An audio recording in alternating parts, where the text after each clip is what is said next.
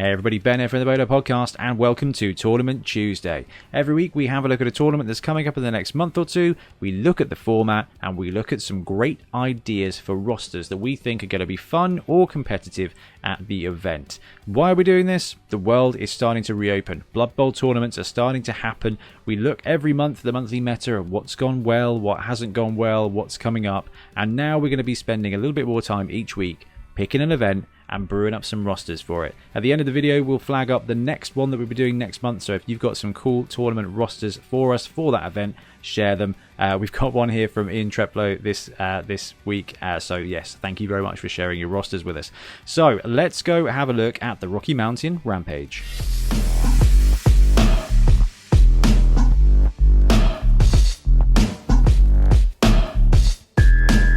So the Rocky Mountain Rampage X is taking place on the 22nd of May in Utah, USA. It's a one-day, 4-round tournament. We kind of see the standard being a one-day 3-round, one-day 4-round.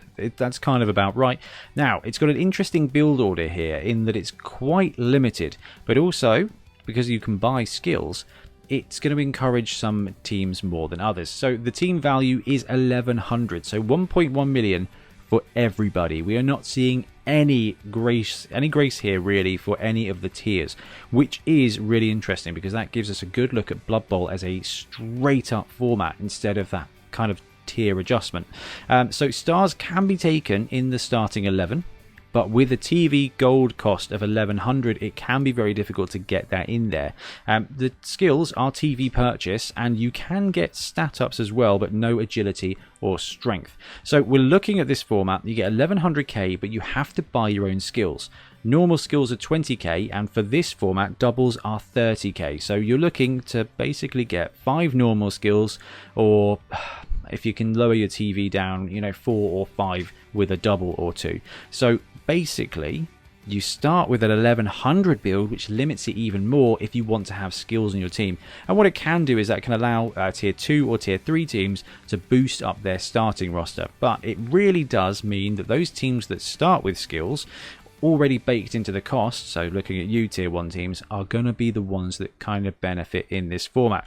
Now there is one little bonus that's given to tier 3 teams, which is tier 3 teams can buy double skills for the normal price of 20k, and each player can have up to 50k spent on it when it comes to upgrades per player, and that is across the board. So the only kind of bonus you get here for being tier 3 is that your double skills cost 20k, which is pretty massive. So we've got 4 rosters for you here. We've got 1 tier 3 and 3 tier 1.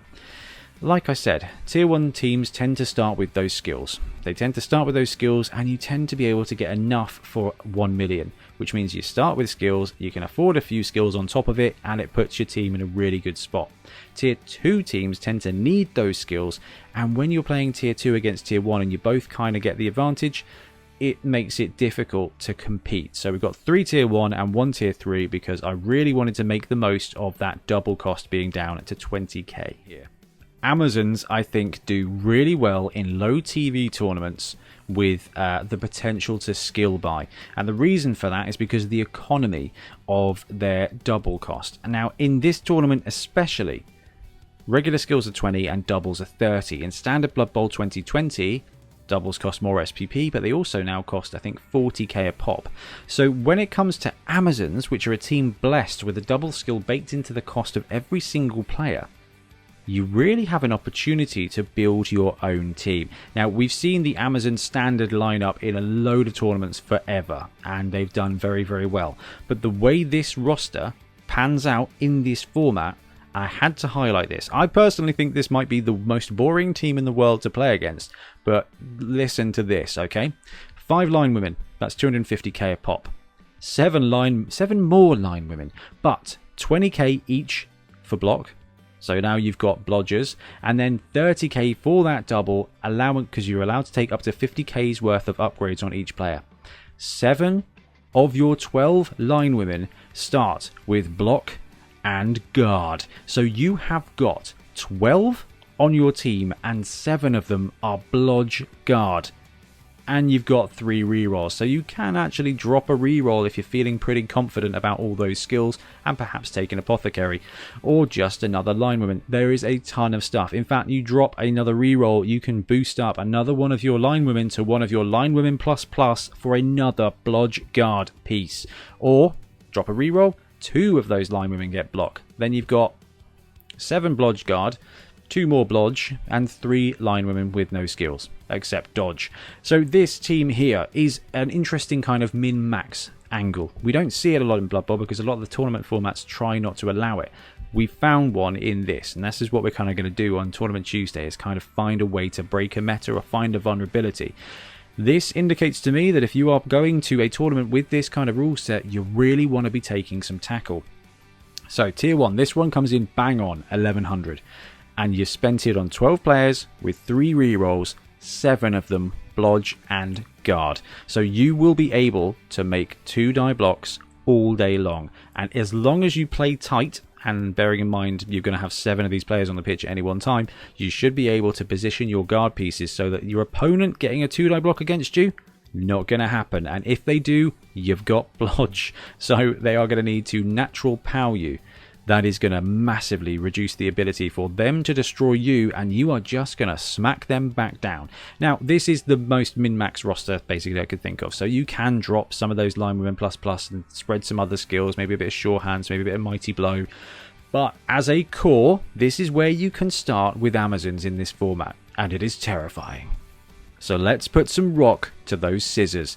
Dwarf roster here for you, tier 1 again. This one comes in at 1095. So what did I just say about having tackle? These guys are going to be bringing it. 6 blockers with block and thick skull and tackle. 3 of them also get guard. So you are going to be able to play a little bit of gamer counter guard, and you've got tackle, which is massively going to help you with those dice. A cheeky 1 die block when you've got tackle and block against somebody with blodge. You've got a chance to knock them down. And Amazons, armor 7, or armor 8+ in the new world, you're going to have a pretty reasonable chance to take them out if you can bring them down to the ground. And having 6 tackle pieces, 3 of them with guard, going to be pretty useful for that. Now back that up with 2 runners. You've got that sure hands piece. One of them gets leader to give this team its 3rd reroll. This team has got 2 natural rerolls. 2 blitzers as well. 1 with tackle, because tackle is good in an environment where players can buy dodge at a reduced price. And 1 guard as well, because 4 guard is useful. 1 mobile guard is great. And that 1 blitzer can therefore support your tackle guy. It can also support this fellow here, your 1 troll slayer, who comes equipped with, in my opinion, 20k for a mighty blow upgrade. So you've got 4 guard pieces, you've got 7 tackle pieces, you've got 1 mighty blow piece, I'll give you that, but 9 of your players out of the starting 11 have also got block. So this team here is going to be able to keep your opponent tight. If they don't have a lot of guard, your guard pieces are going to dominate. If they've got a lot of tackle, if they've got a lot of dodge, you've got a lot of tackle to dominate. If they've got a lot of block, your block is going to balance. The only vulnerability here with this dwarf team is against teams with high strength pieces, okay, big guys. So actually renegades are going to do a good job of countering this dwarf team, and so are ogres. Cheeky bit of foreshadowing there. But the troll slayer with its dauntless and its guard friends is going to be able to take on most teams that have 1 big guy, and mighty blow is going to help keep them on the ground as well. Dwarves going to be good in this format because dodge is cheaper for most players. That reduced cost of 40 to 30 means that dodge can be taken on a lot of players that wouldn't normally be able to afford it. And I think in a high tier environment, this roster here is going to be a really good rock to the scissors. This roster was submitted by Ian Triplow. Ian Triplow is a massive Griff Oberwald fan. He went to our last tournament? No. Yes, actually, he took Griff to our last tournament. I also played against him at Beachhead at Skaven versus his Griff humans. I squeaked out a victory at 3-2. Great game, and Griff just went to town. Griff is now better and cheaper, and humans also got a little bit better as well. So 1100k, you got Griff Oberwald, who is an absolute machine. Let's face it, what is he? Strength 4, Ag 2+, movement 7 with sprint and sure feet. The guy's movement 10 most of the time. Oh, and he's got blodge. So Griff Oberwald, not a bad player. Backed up with a thrower with leader for your 3rd reroll. You've got 2 integral rerolls in this roster. 3 blitzers. Human teams love blitzers. You can't quite afford him because Griff comes at quite a whack of cost, but 2 of them are going to get guard to help maximize your blocks. Those 3 blitzers buddying up with Griff. Just going to do an absolute great job of hurting whatever they need to hurt. That thrower is going to do a great job of grabbing the ball and farming it off to anybody they want. You've also got a catcher, so that is a great option for that thrower to farm it off to. So you've got a movement 7 option with Griff, and you've got a movement 8 option with the catcher. I'm actually just going to double check that Griff is movement 7. I'm confused by his sprint. Anyway, you're also backed up with 5 linemen, so low amount of players on this roster, but it is TV 1100. But if you think about it, you've got 3 blitzers, which are great, 1 thrower, which is one of the best throwers in the game, trademark, 2 rerolls, 3 with that leader skill, 2 guard. You're going to be able to brawl with most teams, and you're just going to be able to smash your way through things, and you're going to have enough dash with Griff here to score when you need to, and honestly when you choose to. Griff Overworld, movement 7, good stuff. He's not bad even at movement 7 because he's got that cheeky +3 movement because of sure feet and sprint. So Ian, thank you for the submission. This is a pretty good roster. And got to represent tier 3 in every tournament ever, and I feel like Ogres are pretty well positioned in this meta. And the reason for that is because tier 3 teams at this tournament get secondary skills for 20k instead of 40 flipping k. So that is an absolute bargain here. So tier 3 Ogre team, TV bang on 1100. You get 1 run punter, 4 Ogres, and 9 Noblars, 2 rerolls in the team. So vulnerability of this team is you've not got a huge amount of players. You've only got 14 players. You are going to lose Noblars, and you will be probably down to 10 players at some point. But 5 of them are going to be awesome because the Runt Punter gets leader for your 3rd reroll and block for that reduced price of 20k. And so do all the other Ogres. So if you're going stunty, the best thing to do is just to punch things around and go for some ridiculous plays. This roster here is going to give you 5 strength 5 mighty bow blockers. Yeah, they're going to bonehead every now and again, but dude, they're going to punch the heck out of stuff. And you got the opportunity to throw players around. Because the TV is quite low in this event, what you can do is drop that 5th Ogre, so Ogre blocker number 4, you can drop that and you can boost up your natural rerolls, or you can drop that, take a few extra Noblars, maybe even buy Riotous Rookies if you want to be spending more time throwing stuff around. But honestly, I would rather be down to 9 or 10 players and have 5 of them be Mighty Blow blockers than have a couple of extra Noblars. Noblars don't have swarming, so you don't get that advantage here with the Ogre team that you would with the Snotling team. So having those spare Noblars not going to be quite as boosting. I think I'd rather have my 5th Ogre on the pitch than my my sort of 5th or 6th Noblar. But hey, the choice is yours. I like this. I like all that block. You are going to be able to deploy real strong and murder things. And I think this video is coming out after the Ogre formation setup's gone. And you've got 5 Ogres in that. You can do a bunch of great stuff. If you're contemplating Ogres in an event like this, cheap block makes them great. You're not going to win a huge amount of games, but you are going to compete in way more than you'd expect, and you probably be up there for the Casualty Award. Alright, that wraps up the rosters I've got and that I picked from the submissions here for Rocky Mountain Rampage 10. This one is only going to be a couple of weeks away, so we will get to see the results soon. We can see kind of what the rosters are. Hopefully I'm going to pester the TO, see if we can't get some information, and we can start delving in on a one-to-one basis at tournaments and see what's performing really well. So ready for next week. Let's swap over and have a look at the next tournament we'll look at, which is going to be Lair of Heroes in France. So this is a 2-dayer, 5th and 6th of June. Interesting one here. So we've got one little bit that's different to the rest. So team value for tiers. There's a tier 1.5. Now we're seeing this quite a lot in the European tournaments. Normally it's Necro and Nobility get kind of juggle into that 1.5 tier.